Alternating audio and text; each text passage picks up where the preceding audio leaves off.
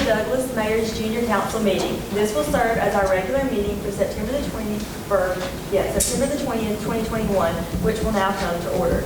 The invocation will be given by Pastor Martin Williams of Mount Zion Ministries. If you'll please come up to the podium.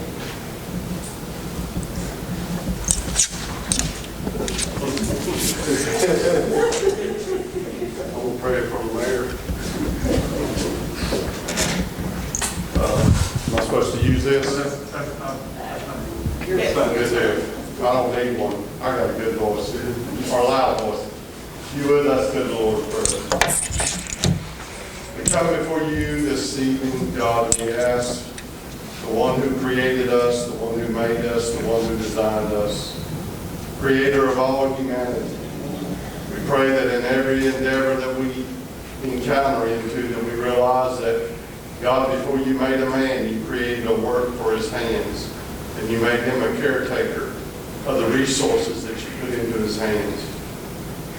Also, in your design of man, you looked to yourself and you created him in your likeness and your image. God, we thank you for this next generation that's coming along, as we pass the endowments from one generation to the next so that they can build upon it.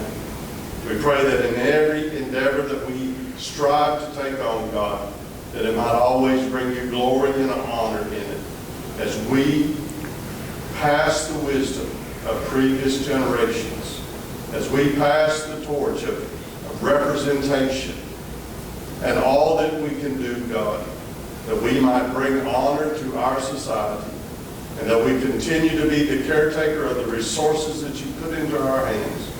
In all things we will give you glory and honor for it. In Jesus' name we pray, and amen. Amen.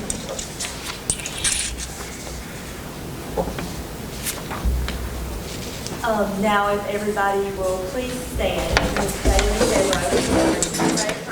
will lead us in pledge. I don't see a flag. I pledge allegiance To the flag of the United States of America and to the republic for which it stands, one nation, under God, indivisible, with liberty and justice for all.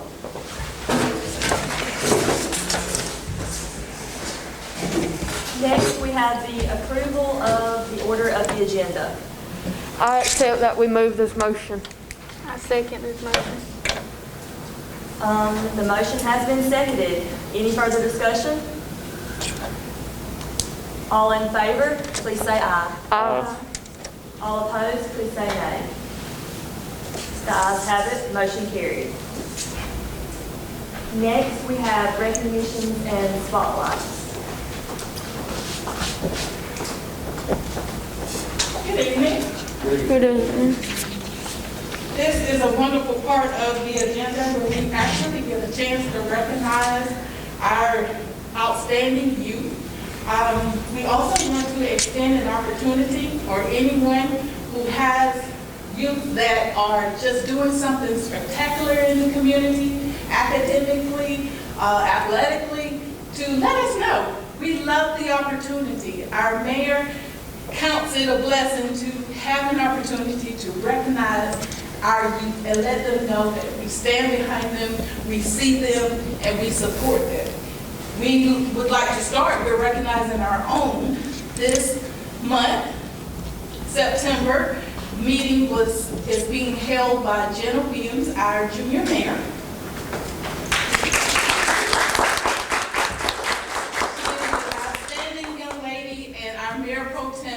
Will do the presentation to her. Yes, please. The City of Douglas Mayor's Youth Council acknowledged Jenna Williams given this 20th day of September 2021 by the Mayor's Youth Council. The City of Douglas Mayor's Youth Council recognized you for perfect attendances, pre-K, educational accomplishments, being a member of the National Honor Society, achievements in FFA, FCA, Key Club, Leo Club, literary, and one-night play, being a scholar athlete in track, tennis, basketball, and cheering, and serving as an inspiration to your peers. And if you will come to the front so that you can officially present it to her, and any pictures, anyone would like to take pictures at this time, may do so.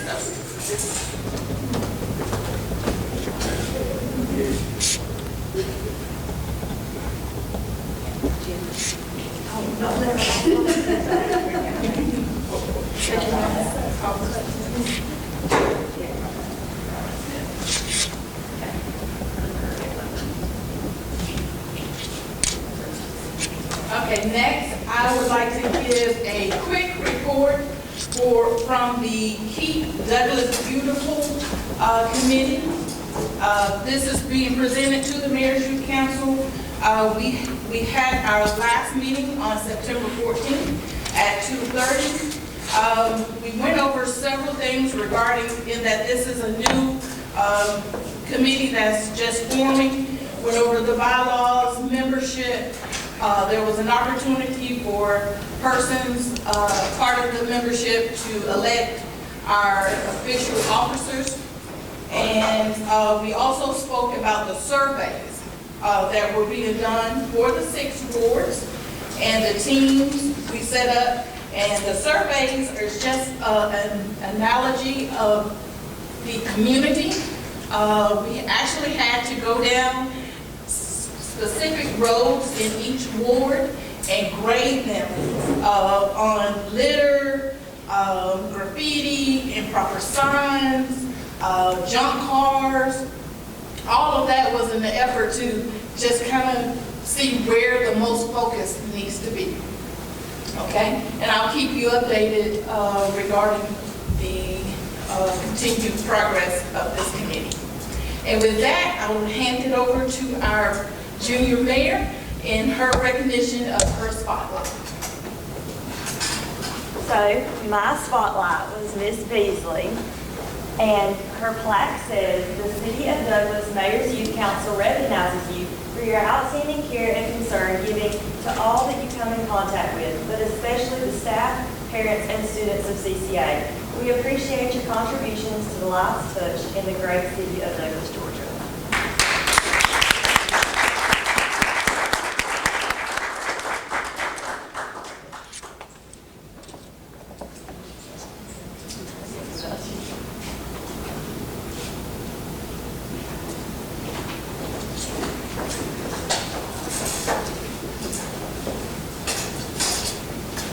Next, we have Mr. Mike Gazelle with the AIM and Girls Mentoring.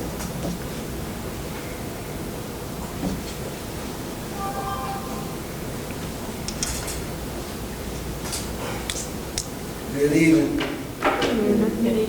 We don't have too many announcements, but Fly Girls, they still meet, I think every Wednesday at 5 at the freshman campus.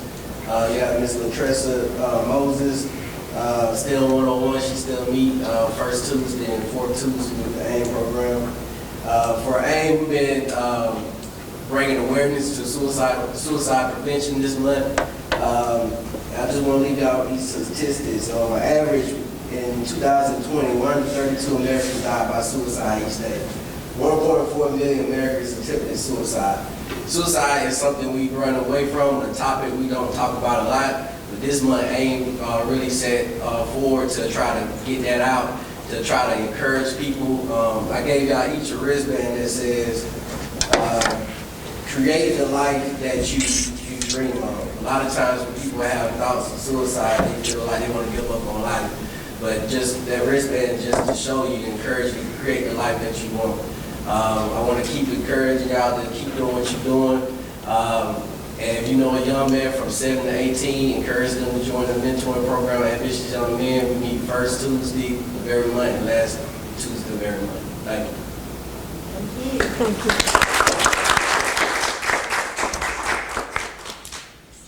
Next, we have Miss Suzanne Ray with the Childhood Cancer Awareness. Just to give you a little backstory, the Childhood Cancer Awareness Group of Coffee County was established in 2011 and has been in Douglas for 10 years now. Here to speak on their behalf is Ms. Suzanne Ray, a volunteer, or as some people know her, a worker bee.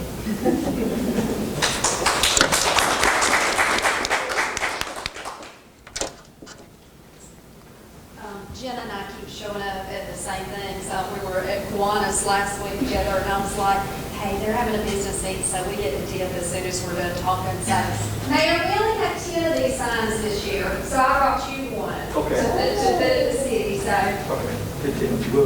there you go. That's my cat, look.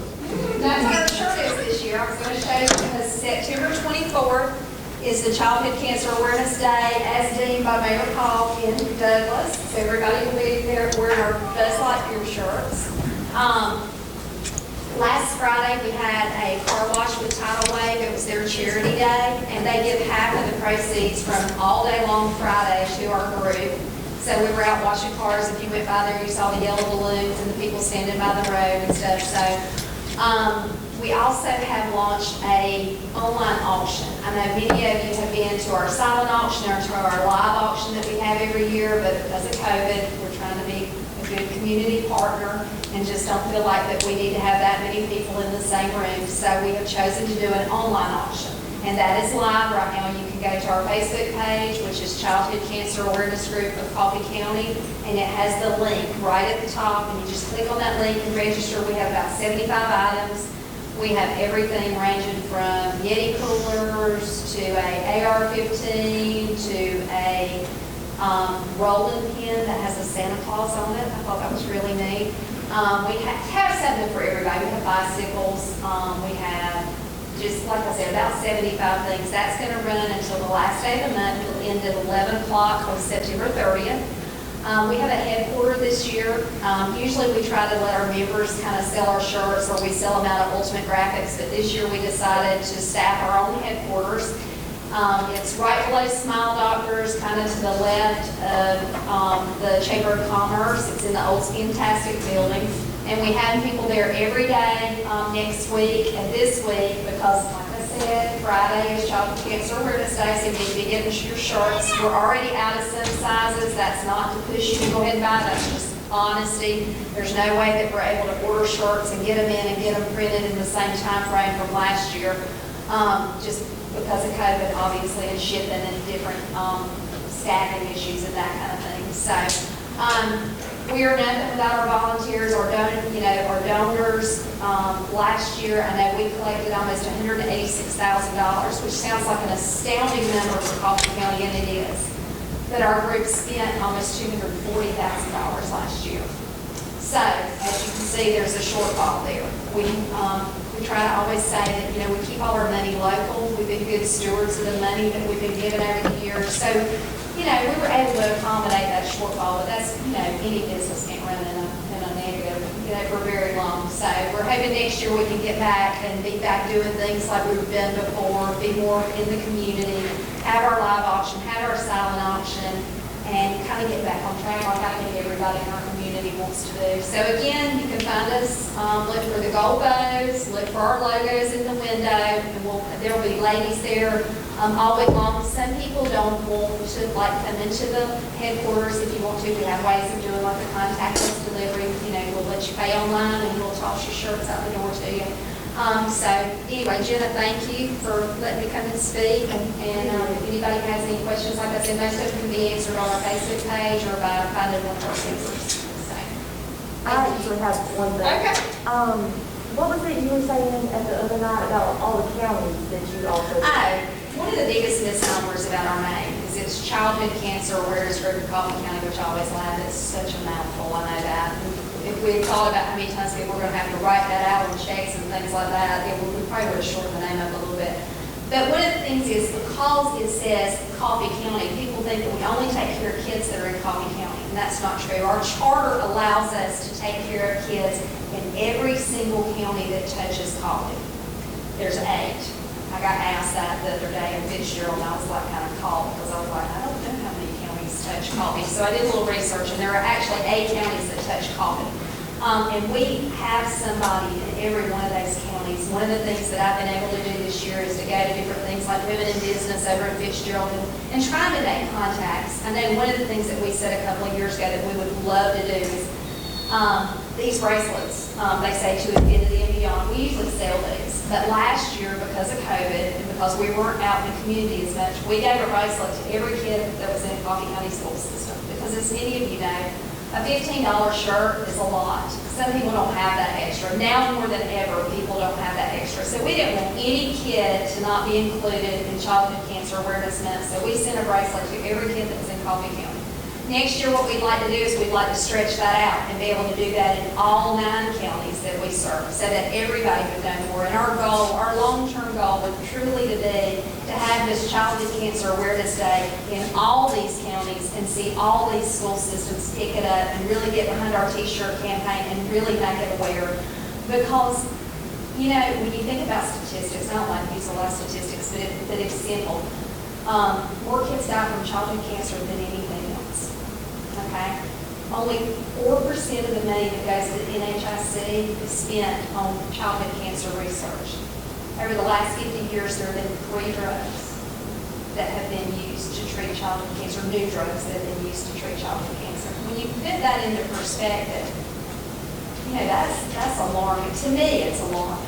And one of the things when I first started with childhood cancer, and one of the things that really drew me to this organization is all our money is spent locally. We send nothing to any bigger groups or organizations, not that there's anything wrong with that, but we just said if we're going to go out in the community and we're going to raise this kind of money, we want to take care of the kids that we consider to be our own.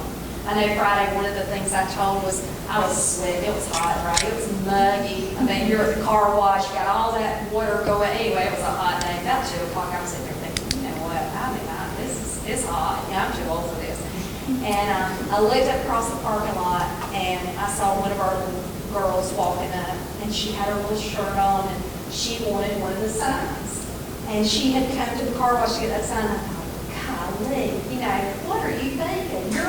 You're a little hot, and you're complaining that this kid's big cancer, you know? So it puts it into perspective, but it also, one of the great things about the auction is people that are giving their money and their time and stuff, they actually get to see those kids, and you get to put a face with a name, and it really makes a difference when you're doing it in your community. So, anything else? Anybody have any questions? Well, thank y'all again and don't forget your T-shirts.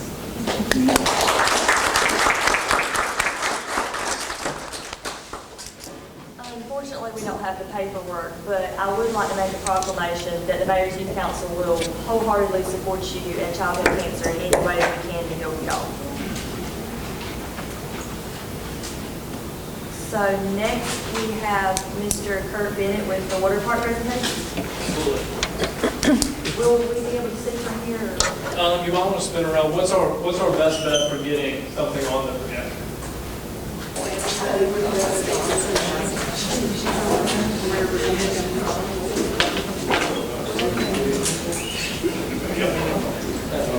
Now, if this doesn't project great on the screen, it's okay. I brought prints, so we'll give it a try. But if it doesn't work, then we will. We have a backup plan.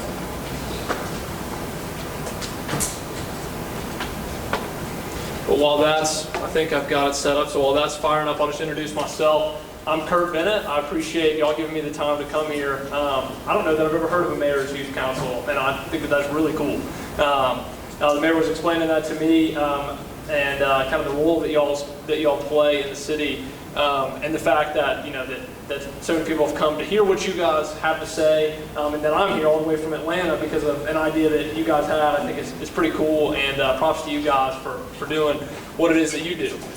So we'll just go ahead and get rolling here. Oh, perfect. If you fall asleep in the back, I apologize. It's nice and dark back there. I'll keep my presentation pretty short, mostly because I'm more or less kind of like Vanna White tonight. The stuff that I have kind of sells itself in terms of what it's going to bring to the community, but we'll go ahead and get rolling. So I work with a company called Great Southern Recreation, and we represent water play. As you can see on the screen here, water play is one of the biggest splash pad manufacturers in the world, and in the United States, obviously. Before we get rolling in terms of splash pad, I'm using that word already. Who here has ever played on or been on a splash pad? Who here doesn't know what a splash pad is? Okay, good. We're on the same page there. I think when I started at GSR, I didn't really know what the word splash pad was. I'd been to a water park, but I'd never really heard that verbiage. So basically, splash pad is really anything from like a reflective fountain with some ground sprays coming up to a full-fledged water park with slides going down it that you might see, at a theme park. Kind of everything in between kind of fits into that space. So we'll get going. So when I met with the mayor I guess it was about a month ago now, he pitched the idea of using the space over by the high school football stadium and where some of those new baseball fields have been built to kind of make a water park there, and wanted me to just kind of bring that vision to life. And so what I did is I used a $3 million budget to kind of map out a space in terms of what that would look like if you use $3 million to build a splash pad. Now obviously there's a lot of moving parts involved in that with construction costs, COVID delays, all sorts of things. But so wanted to kind of just bring something to give you an idea of what that money would get, and then get y'all's feedback on what sorts of things you like, what sorts of things you might want to change, and really where we want that budget to be based on what we look at today. And so what we'll do is I'm going to show you what the design is going to look like, and I'm going to send the mayor this presentation afterwards. And basically this slide right here just kind of shows you the different feature options that you can sub in, because obviously the design is fully customizable moving forward. But without further ado, we'll go ahead and show you what it will look like. So this is what the Douglas Water Park would look like. It's about 16,000 square feet worth of splash pad across 3 splash pads right there on the bottom. And then you have an entire area that I'm calling the activity or the adventure park, kind of on the back side over here with a lazy river and 2 21-foot slides. And I've got some printouts that we can take a look at so we can lay eyes on it. The mayor's youth want to help me with these. Y'all can come grab. Come take a look at these.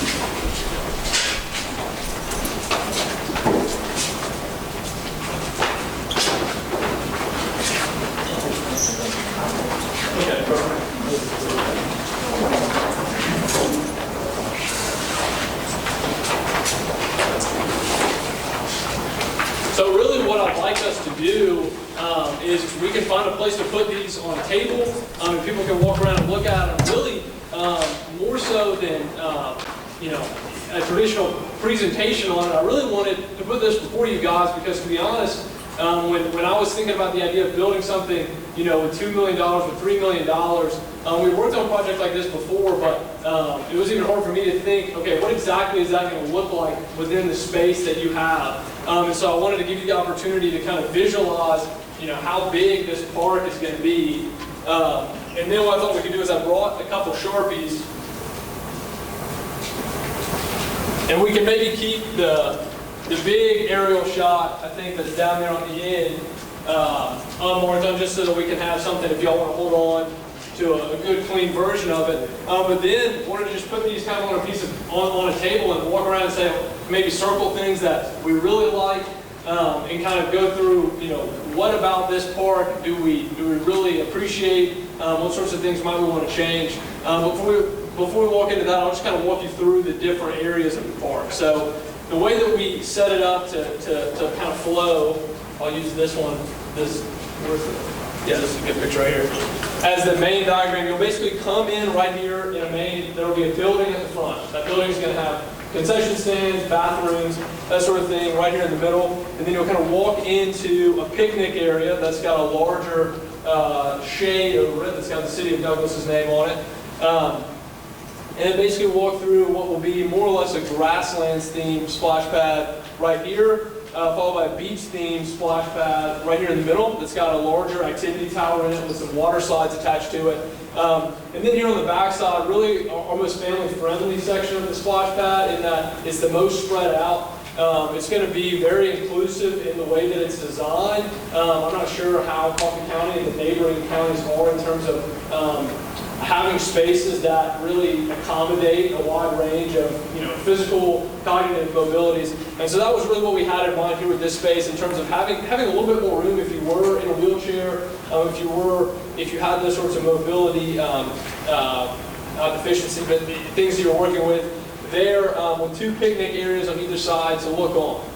So in terms of the budget, you'll see on here, you've got a fence around the outside and kind of this what is now a road turned into a little bit of a walking path. And so those are just a pitch to be an idea of something that could be developed. But really, everything that you're seeing on the inside of that fence will more or less fit within that $3 million budget.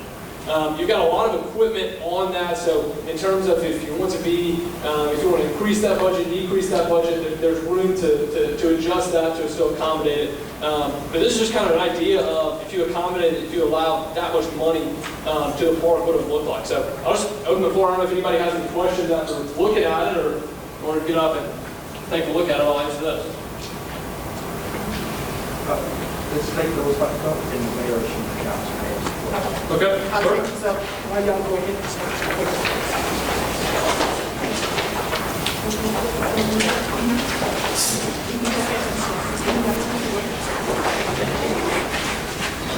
Did you say you put all that on 3,000 square feet? 16,000 I square heard you feet. say you couldn't be. Sorry, I might have misspoke. So the splash pad, so the 3 sections of the splash pad, and I'll pull this back up so that you can look at the picture of it. The splash pad itself will be separated into kind of 3 sections. So between this section right here, right in here, these 3, the concrete there will make up around 16,000 square feet. And then this area right here underneath the Douglas shade is another 4,500 square feet, and then about 12,000 square feet over on that side. So it's taken up, the better part of 3 or 4 acres across that span. I have a question. Yeah. As far as right now, COVID's still here, and it doesn't look like it's going away anytime soon. So what would be the importance of us building a splash pad when we're telling people to social distance and instead of shoving them all in the water together? No, absolutely. I think that's a fair question. Now, obviously the science, depending on what kind of reports you read, different opinions on how much COVID spreads outside. So I'm not an immunologist, or I'm not familiar with how that works. But in terms of being in this space, one thing that we have learned during COVID is that it's important to be outside. That's why we've seen a lot of increased funding into parks, playgrounds, outdoor spaces, because one thing that happened during COVID is that people spent a lot more time inside, understandably, not wanting to get the virus, not wanting to expose their loved ones to the virus. So there is an importance to getting outside, playing sports, and being in a park space. Now, the other aspect of this, and if you have one of the packets, and I can get some more of those for the Mayor's Youth Council as well, on the fast end, if we really move forward with this tonight, we probably wouldn't have the splash pad up and going for, by my math, about 17 months. So it's a pretty lengthy process in terms of getting these sorts of things approved, ordering the equipment, getting it built. So, my hope is that a year and a half from now, we'd be ready to be playing in these sorts of spaces. But I do know that the splash pads that we've built across the Southeast, whether they should be or not, I'm not really sure, but have certainly been packed this past summer. Okay, and if you have questions, could you really speak loudly because you're not up here near your microphones anymore? If we do build the park, what part of the revenue will go back to the city of Douglas from people paying to go? Absolutely, great question. And so that's really up to you guys. In terms of the planning process, this has been done a lot of different ways in different cities that we've worked with, depending on whether you want to pay by the car. A lot of places find it that it's easier in a space that has a lot going on, with having the ball fields, having people just walking around. You could have a parking lot that's $5 to park. State parks use that to generate revenue for their parks a lot, in that no matter what activity you're engaging in, you pay $5 for your car to park. Now, with something like this that's going to be specific to how many people can be using it at the same time, it might make more sense to charge, by the kid or by the family. Maybe residents of Coffee County could get some sort of a season pass.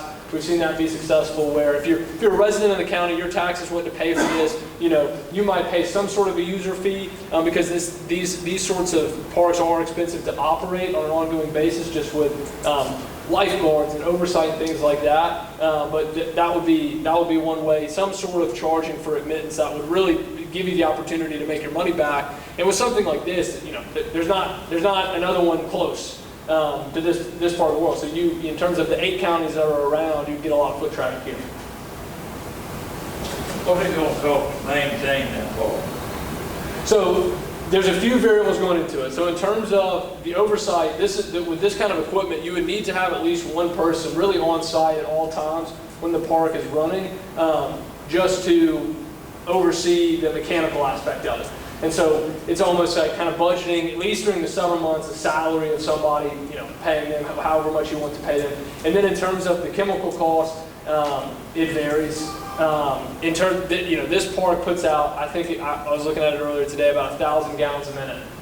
So that's a lot of water to be treated. And then depending on how large you have the pool, that's additional water that you're going to need to be treating, and then you're going to have a lifeguard. So, I wouldn't want to just throw out a number that isn't accurate, but in terms of how much water you have going through, we can definitely put together more or less an official number of what an ongoing cost basis would be for you.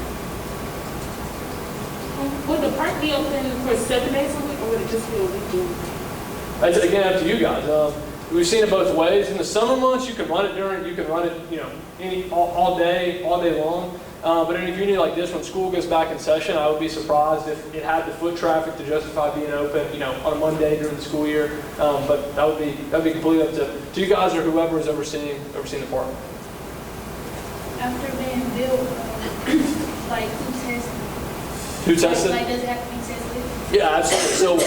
So, in part of the construction process, so we would partner.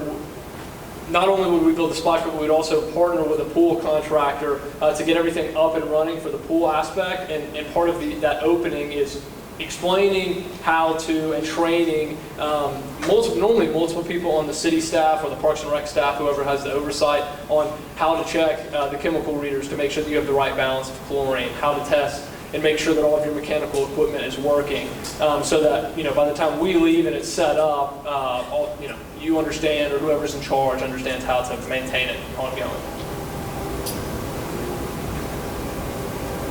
Let me ask you something. If you already got a pool being built and you got an infrastructure already started, wouldn't it be wise to put this splash park in the pool area where it is now? You already got your infrastructure started. I mean, why would you take it out to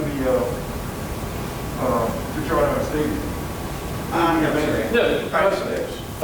Basically, we were just trying to, with the Mayor's Youth Council, just pick a spot. This is not, if the city and the county and whomever decides to do this, this is not the actual location. If it's feasible for it to be there, then of course. This is just a brainstorming session to get the Mayor's Youth Council aware of what Junior Commissioner Grantham suggested. Yeah. Okay? Yeah. And to that point, I think it's a good question in terms of thinking through. All right, we're already going to have more of an aquatic center with a pool. The lazy river, for example, doesn't necessarily need to be a part of this project. If you wanted to say, we want this project to be just the splash pad, we don't need, the water slide where you're actually in a pool, that's certainly an option, since you're already investing money in building a pool. That's a good question. What age group does it cater to? So the advantage of being able to have the 3 different areas is that it's really going to cater to, the full age of, whether the mom or the dad is holding the kid, walking through, some of the ground spray area, to, a 15-year-old who wants to go down the water slide and float around in the lazy river. Not to be boilerplate, but it's going to cater to any of the age ranges. So that's kind of the advantage, and that's what the mayor and I talked about, of trying to make a space that's not just for the older kids or not just for the younger kids. There's a little bit of something for everybody, along the age range. Hey, we got 3 acres. Where you talking about? But out there, yes.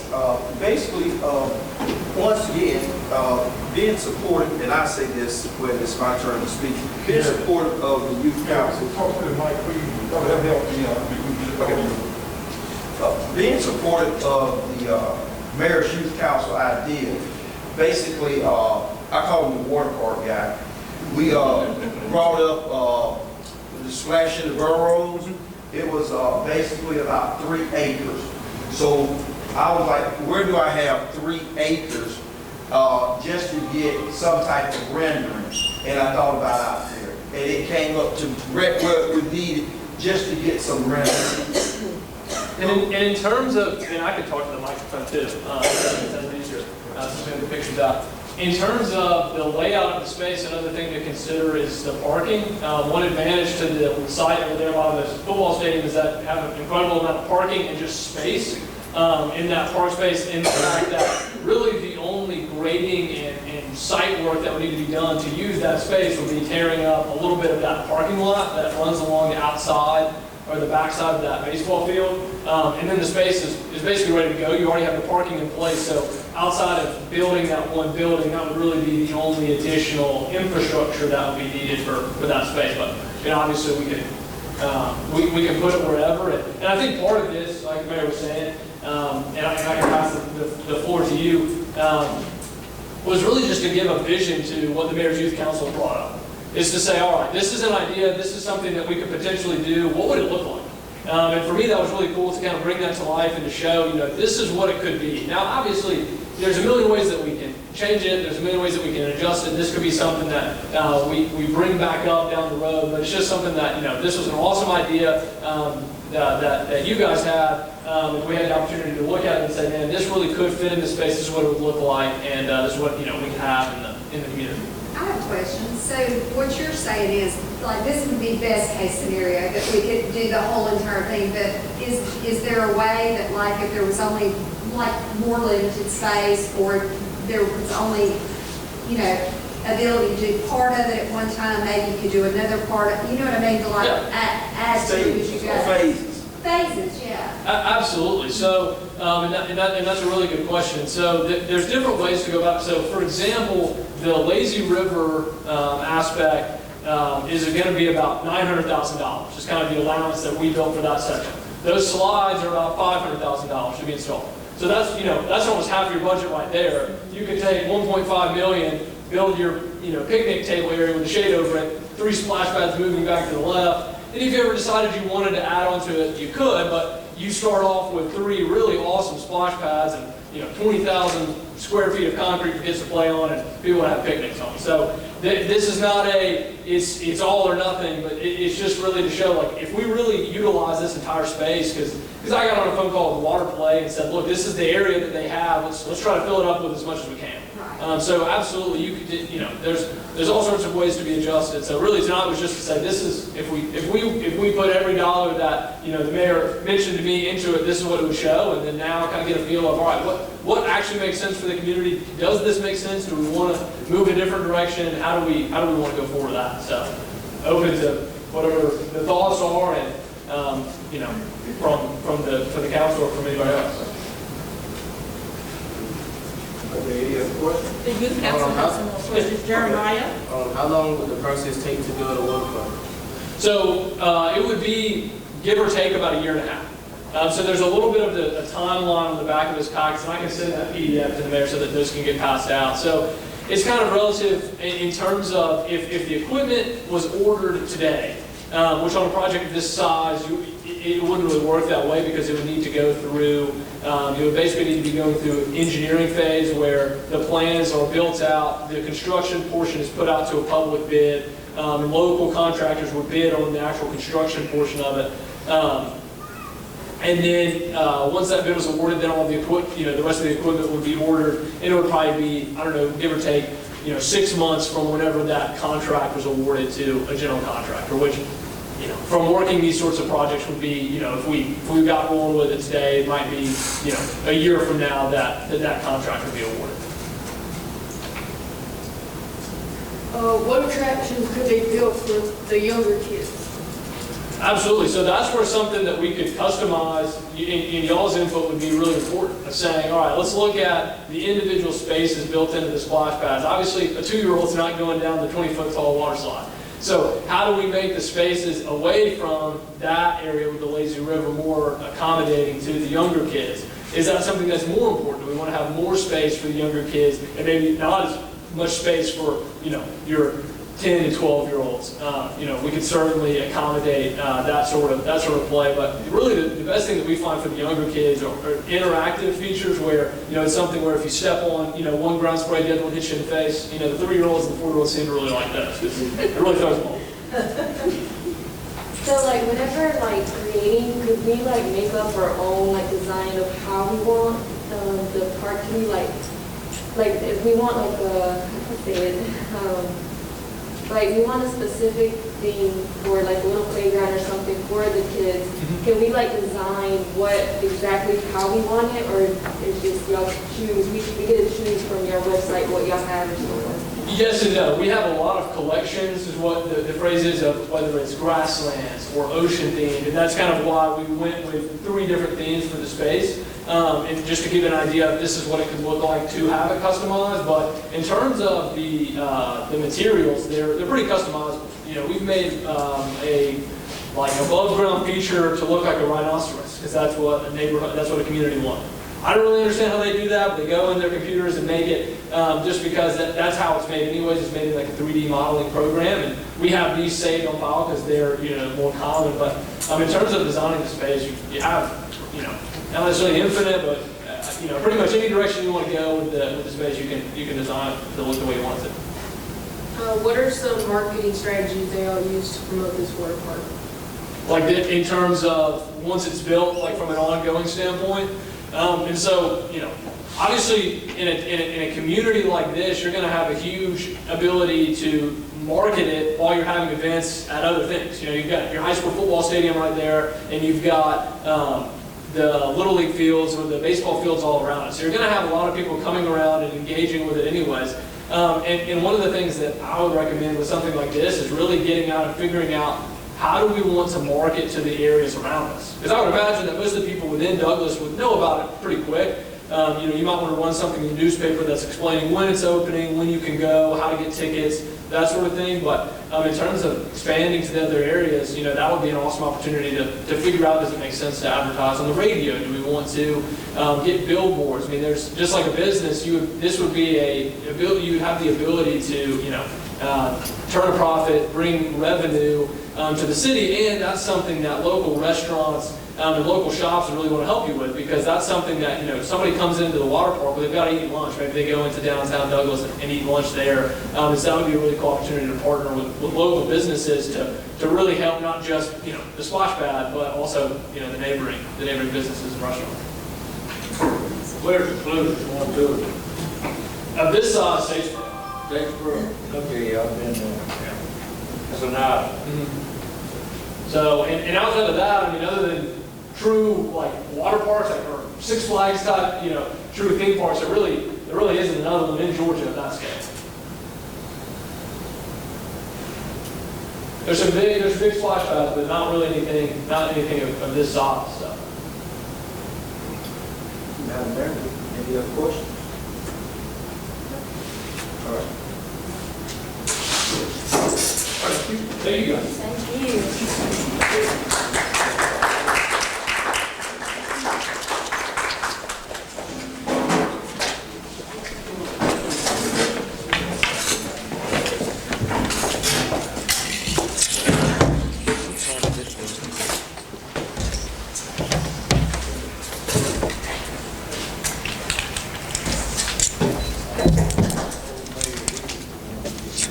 Mayor, Colin Paul will now come up and speak.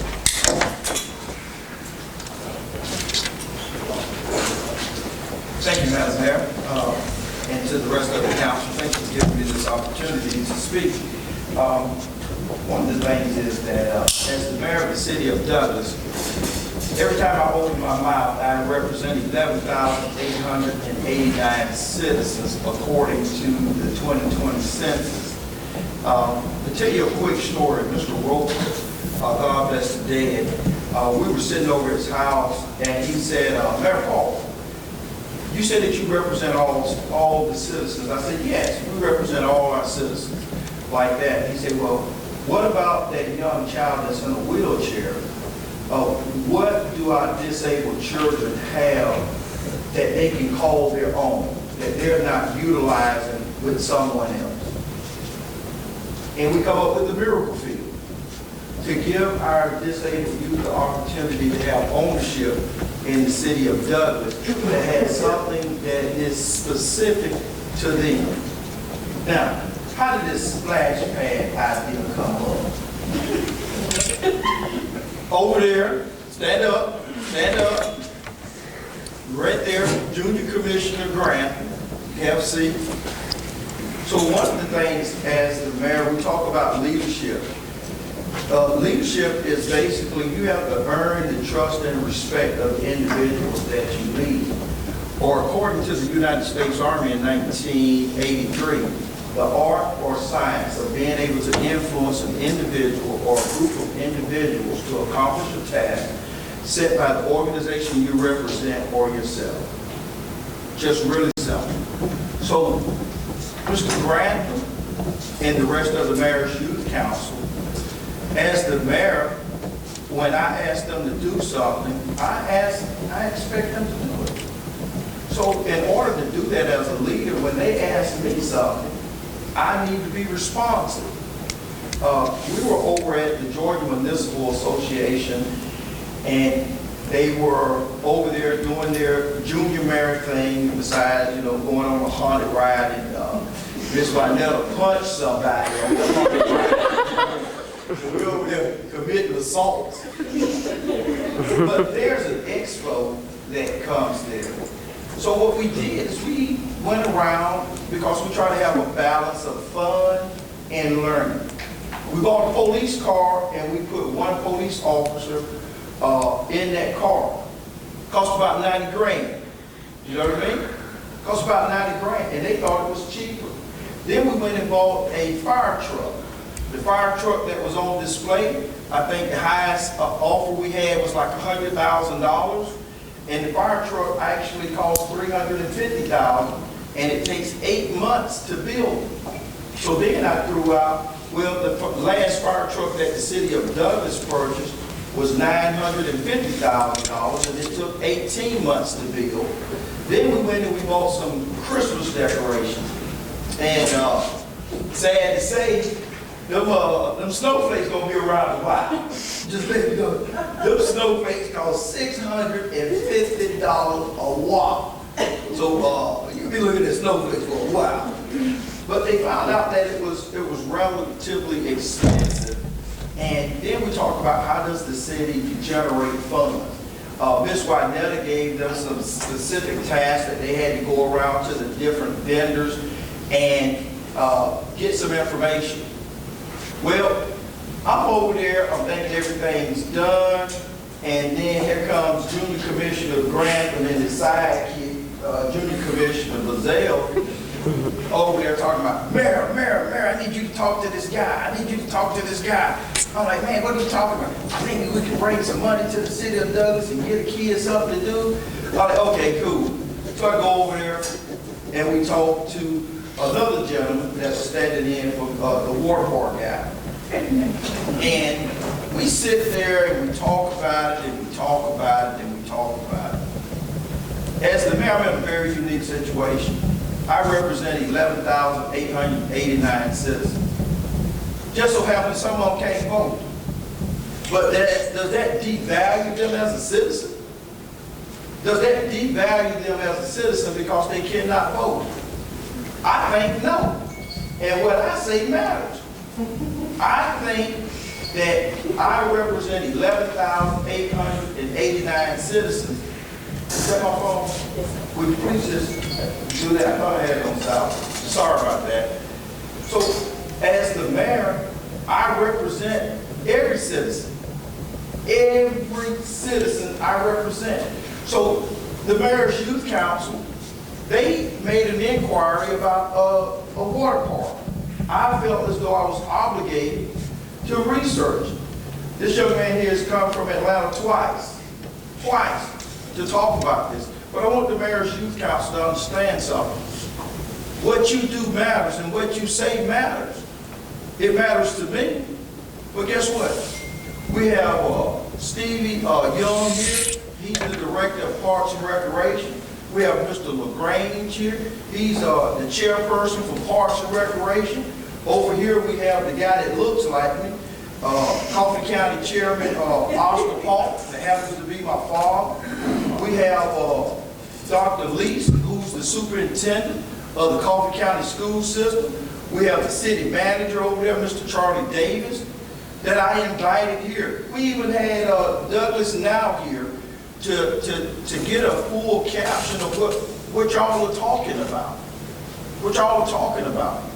And what I display to citizens all the time, look, my biggest task today is trying to outthink some 4-year-olds, because I got to go out to Precious Possessions tomorrow and talk to them about the mayor. But the last time I went out there, little kids say, well, what are you going to wear for Halloween? I'm going to wear Spider-Man. And the conversation was over. You understand? The conversation was over. Because the big debate was, one kid said he was going to be Batman, and the other kid said he was going to be Batman. He said it couldn't be 2 Batmans. One of them had to be Robin. Said one of them had to be Robin. So I've been trying to outthink some 4-year-olds. So well, guess what? I got the fire truck going out there tomorrow. I got the fire truck going out there. Hey, I'll be good tomorrow. But let me say this right here in closing. Just think about this. Just really think about this. Our youngest member up here is in the 8th grade. Our junior mayor is in the 12th grade. Where's their opportunity for our young adults to be involved in government? That the superintendent of schools, the city manager, the county chairman, the chairman of the Parks and Recreation, and citizens would actually pay attention to what they're saying.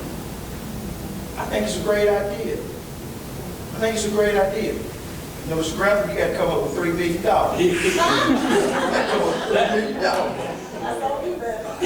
Because one of the things is, people always say, oh, our youth, oh, our youth is out of control. No, they're not.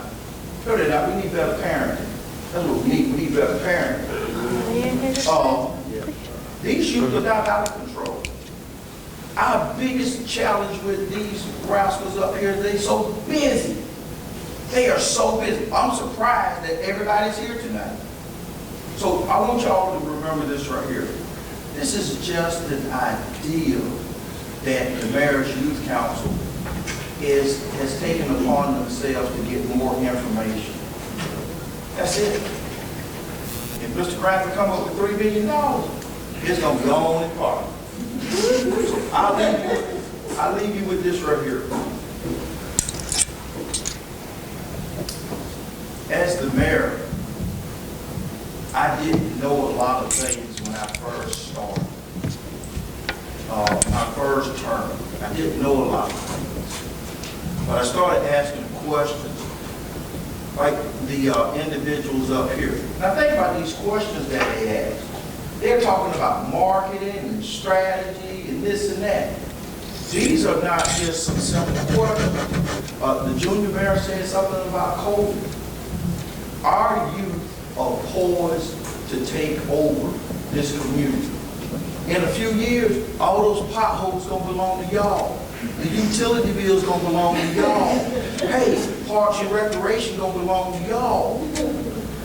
But we can prepare them today. We can prepare them today, or as I like to say, brainwashing. But brainwashing, because when I ride down that road and I'm no longer the mayor, I need to know that we have our youth that's ready to take over.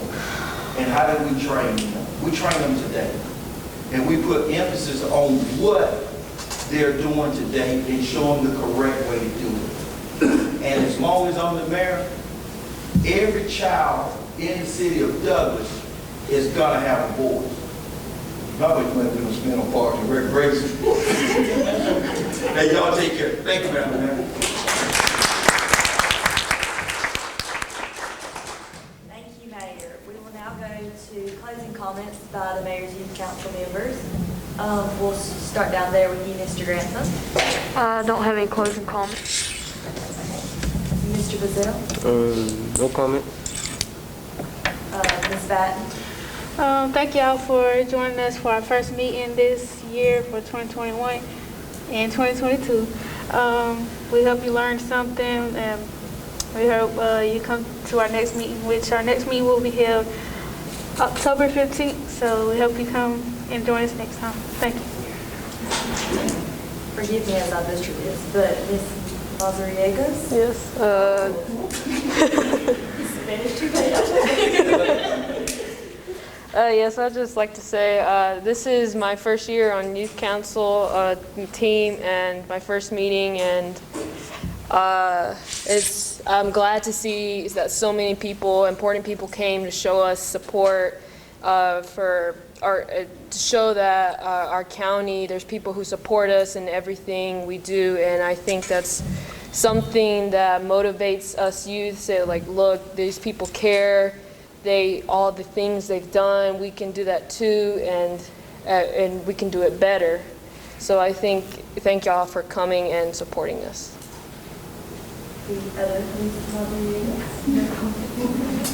Ms. Deborah? I want to thank everyone for coming to our meeting tonight. I want to thank our guest speakers. Hope to see you again, talking about the one part. I want to encourage everyone to make sure they wear their masks and get vaccinated. I know we all don't want needles. Thank you. I just want to thank everybody for coming out tonight. Like she said, it means so much to all of us to see you supporting the community behind us, to not make us just feel like we're up here playing. We're actually making a difference in the community. Just to go through and thank everybody who came. Mr. Marvin Williams for the invocation. Mr. Mayor for gracing us with your presence. I know your schedule is busy. Ms. Suzanne Ray, thank you so much. And a reminder, everybody, wear your shopping cancer shirts on the 24th? Friday. And Mr. Kurt Bennett, thank you. I really do hope to see you here again. That's a great idea and a great way to help our community. Does anybody else have any comments before we adjourn the meeting? I'd like to take a picture with all of y'all in the mayor's sign before y'all all get dispersed, okay? I just like to say one thing. Okay, it's discouraging what y'all are trying to do, but if you go and look at the new complex and how long it took us to get that to where it's at, 12 years. So don't give up. Keep working at it and you can make it happen. That's right. Thank you. Thank you. Well, if there is no further business to come before the junior commission meeting, may I have a motion to adjourn? I pass that motion. I second this motion. All right, all in favor, please say aye. Aye. All opposed, say nay. Motion carried. The meeting is adjourned.